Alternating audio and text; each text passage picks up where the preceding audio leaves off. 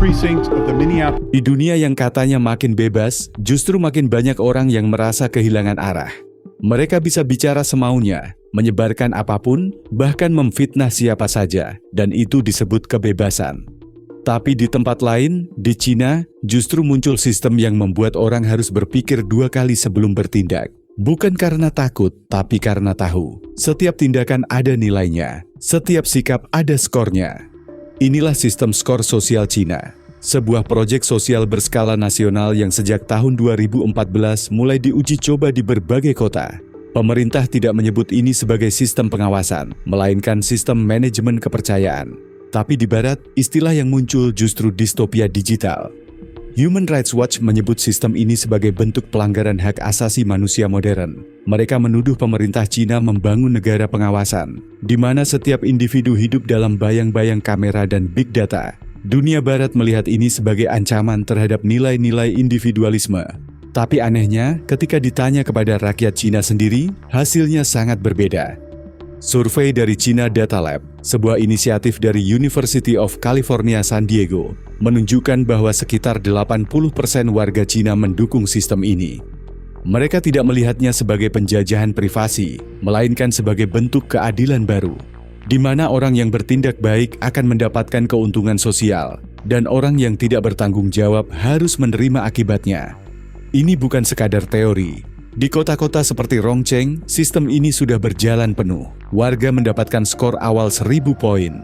Setiap pelanggaran hukum kecil seperti merokok di tempat umum atau jaywalking bisa mengurangi poin. Sebaliknya, ikut kegiatan sosial, donor darah, atau merawat orang tua bisa menambah skor. Hasilnya nyata. Laporan pemerintah menunjukkan penurunan drastis pada pelanggaran lalu lintas dan penipuan ringan di wilayah yang menggunakan sistem ini. Tentu saja, Barat punya argumen sendiri. Mereka mengklaim bahwa sistem seperti ini bisa disalahgunakan. Bisa jadi alat represi, bisa jadi alat politik. Tapi apakah benar Barat bebas dari sistem seperti ini? Amerika Serikat memiliki program PRISM yang diam-diam memata-matai komunikasi digital jutaan warga sipil. Inggris adalah salah satu negara dengan kamera pengawas terbanyak per kapita di dunia. Bahkan perusahaan teknologi seperti Google dan Meta memiliki algoritma yang menilai kita setiap hari tanpa izin eksplisit. Bedanya, di Cina sistem ini terbuka dan bersifat resmi. Di Barat, pengawasan dilakukan oleh korporasi, diam-diam dan tanpa akuntabilitas. Lalu, siapa sebenarnya yang lebih transparan? Jika kita membandingkan dua realitas ini, dunia terlihat seperti sedang memilih jalan yang berbeda.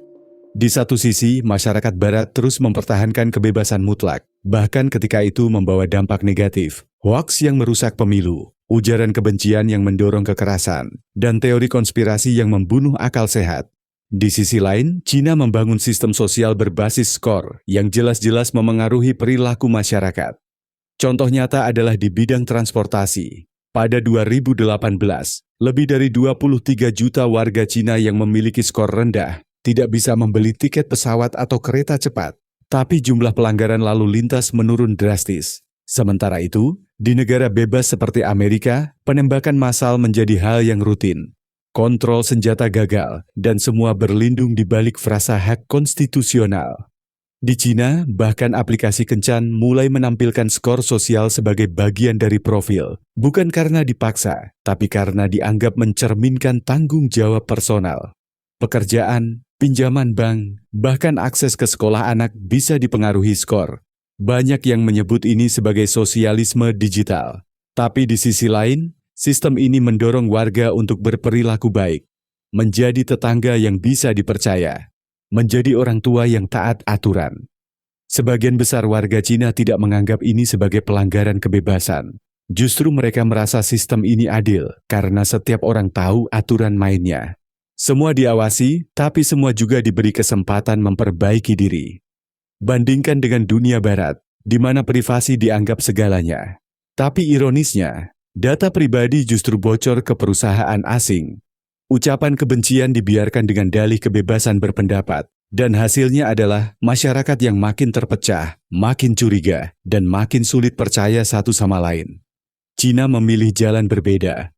Jalan yang mungkin terdengar menyeramkan bagi dunia luar, tapi terasa masuk akal bagi mereka yang menjalaninya. Bagi warga Cina, kontrol bukan berarti penindasan. Kontrol bisa berarti perlindungan.